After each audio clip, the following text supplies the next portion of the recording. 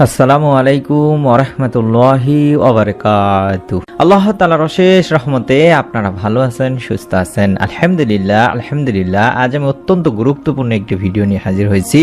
যাদের ঋণ আছে দিনী ভাই বোনেরা, তারা আজকের এই আমলটি করবেন।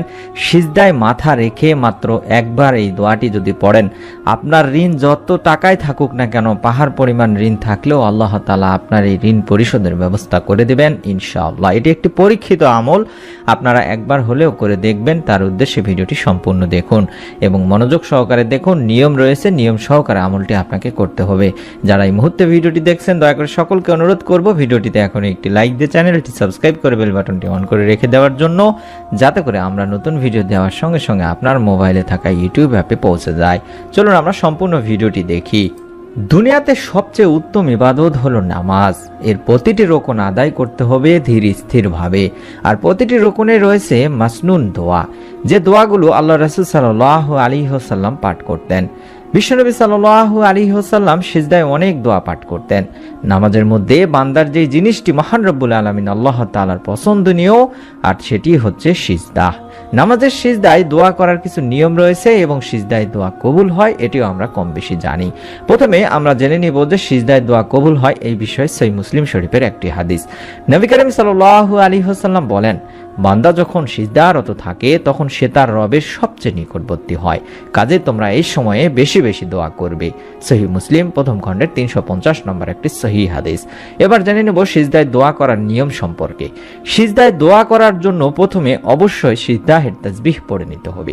সেই হিসেবে সুবহানা রাব্বিয়াল আ'লা বা অন্য কোনো তাসবিহ মাত্র 3 বার পড়ার পরে আপনি এই দোয়াটি করতে পারবেন। আমি অনুরোধ করব আপনারা তাহাজ্জুদ নামাজের সময় উঠে তাহাজ্জুদ নামাজের সিজদায় এই দোয়ার আমলটি করবেন, কারণ সেই সময় আল্লাহ তাআলা বান্দার দোয়া কবুল করে থাকেন।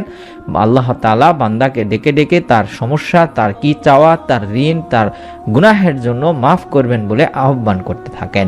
আমরাও সেই সময়ে সুন্দর করে ওযু করে তাহাজ্জুদ নামাজের জন্য উঠে সুন্দর করে ওযু করে 2 রাকাত করে 4 রাকাত তাহাজ্জুদ নামাজের সিজদায় এই ছোট্ট দোয়াটি পড়ব।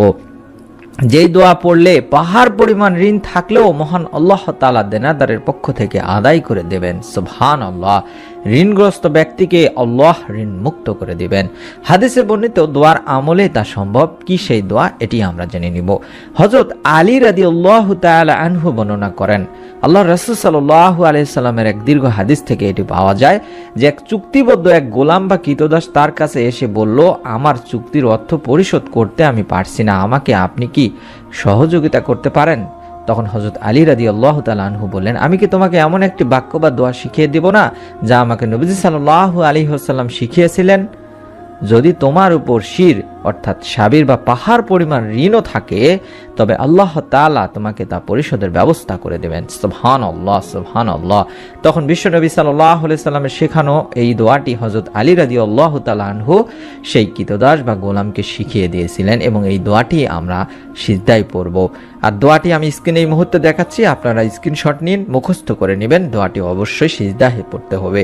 দোয়াটির বাংলা উচ্চারণটি আমি একবার বলে দিচ্ছি। উচ্চারণটি হচ্ছে, আল্লাহুম্মা কফিনি বিহালালিকা আন হারামিকা ওয়া আগনিনি বিফাদলিকা আম্মান সিওয়াক। আবার বলছি, আল্লাহুম্মা কফিনি বিহালালিকা আন হারামিকা ওয়া আগনিনি বিফাদলিকা আম্মান সিওয়াক। এই দোয়াটি তিরমিজি শরীফে রয়েছে। আর এই দোয়ার অর্থই হচ্ছে, হে আল্লাহ, তোমার হালালের মাধ্যমে আমাকে তোমার হারাম থেকে দূরে রাখো এবং তোমার দয়ায় তুমি ছাড়া অন্য কারো মুখাপেক্ষী হওয়া থেকেও আমাকে আত্মনির্ভরশীল করো, অর্থাৎ ঋণ মুক্ত করো। সুবহানাল্লাহ, সুবহানাল্লাহ। আমরা যদি এই দোয়ার আমলটি করতে পারি, ইনশাআল্লাহ আপনার যদি সর্বাত্মক চেষ্টা থাকে ঋণ পরিশোধ করার, তাহলে আল্লাহ তাআলা আপনাকে অবশ্যই ঋণ মুক্ত করে দিবেন ইনশাআল্লাহ। বিশ্বনবী প্রিয় নবী সাল্লাল্লাহু আলাইহি ওয়াসাল্লামও সব সময় ভয়, চিন্তা, পেরেশানির পাশাপাশি ঋণ থেকে মুক্তি চাইতেন। তাই যারা ঋণগ্রস্ত আছেন তাদের জন্য ঋণ মুক্তিতে নবীজি সাল্লাল্লাহু আলাইহি সাল্লামের শেখানো এই দোয়ার আমল করা অত্যন্ত জরুরি দিনী ভাই বোনেরা। এবার আমি আপনাদেরকে সহজ করে নিয়মটি আবার একবার বলে দিচ্ছি। আপনারা তাহাজ্জুদ নামাজের সময় উঠবেন। প্রত্যেক দিন তাহাজ্জুদ নামাজের সময় উঠে সুন্দর করে ওযু করে 2 রাকাত করে 4 রাকাত তাহাজ্জুদ নামাজের সিজদাতে আপনি সিজদাহের তাসবিহ যেটি রয়েছে সুবহানা রাব্বিয়াল আ'লা 3 বার পাঠ করার পরে মাথা না উঠায় সিজদায় মাথা রাখা অবস্থাতে এই যে দোয়াটি দেখাচ্ছি ঋণ মুক্তির পরীক্ষিত দোয়া, এই দোয়াটি একবার করে পাঠ করবেন। দোয়াটি আমি আবারও একবার বলে দিচ্ছি, আল্লাহুম্মা কফিনি বিহালালিকা আন হারামিকা ওয়া আগনিনি বিফাদলিকা আম্মান সিওয়াক। এইভাবে এই দোয়াটি একবার পড়ার পরে তারপরে সিজদা থেকে মাথা উঠাবেন। ইনশাল্লাহ আপনারা যদি এভাবে আমলটি করতে পারেন, আল্লাহ তাআলার অশেষ মেহেরবানিতে আপনার ঋণ ইনশাল্লাহ কোনো না কোনো মাধ্যম থেকে আল্লাহ তাআলা মুক্তির ব্যবস্থা করে দিবেন। এছাড়াও যদি আপনি চান এই দোয়াটি আপনি ঋণ মুক্তির নিয়তে নামাজের 2 সিজদার মাঝে বসেও আপনারা এই দোয়াটি পড়তে পারবেন ইনশাআল্লাহ। অর্থাৎ আমরা যে এক সিজদার পরে নামাজের বৈঠকে সিজদায় বসে থাকি, অর্থাৎ নামাজের 2 সিজদার মাঝেও আপনারা এই ছোট্ট দোয়ার আমলটি করতে পারবেন। যদি মনে করেন তাহলে আপনারা সে সময় আমলটি করতে পারবেন ইনশাআল্লাহ। আমি অনুরোধ করব আপনারা এই নিয়মে এই দোয়ার আমলটি করুন, বিশ্বাস নিয়ে আল্লাহ তাআলা আপনার সমস্ত প্রকার ঋণ মুক্তির ব্যবস্থা করে দিবেন। এটি একটি পরীক্ষিত আমল, অন্তত একবার করে দেখুন। যারা আমলটি করবেন চিন্তা করছেন তারা একটি নিয়ত করে ফেলুন, যাতে করে আপনি আমলটি করার সঙ্গে সঙ্গে আল্লাহ তাআলা কোনো না কোনো একটা মাধ্যমে আপনার ঋণ মুক্তির ব্যবস্থা করে দেন। তার জন্য ভিডিওটিতে প্রত্যেকে একটি করে আমিন লিখে কমেন্ট করে যাবেন। আপনার নিকট আত্মীয় স্বজনদেরকেও আমলটি করার জন্য বলবেন। আমাদের নতুন একটি চ্যানেল রয়েছে দিনী আমল 2, ইউটিউবে গিয়ে সার্চ করুন, পেয়ে যাবেন ইনশাআল্লাহ। সেই চ্যানেলেও আমরা ভিডিওগুলো দিচ্ছি, সেই ভিডিওগুলো দেখুন, চাইলে চ্যানেলটি সাবস্ক্রাইব করে রাখতে পারেন। আমাদের নতুন আমলের ভিডিও যাতে করে আপনার মোবাইলে পৌঁছায় যায় তার জন্য এই ভিডিওটিতে প্রত্যেককে অনুরোধ করব একটি লাইক দিয়ে চ্যানেলটি সাবস্ক্রাইব করে বেল বাটনটি অন করে রেখে দেওয়ার জন্য। ইনশাআল্লাহ আমরা ভিডিও দেওয়ার সঙ্গে সঙ্গে আপনার মোবাইলে পৌঁছে যাবে।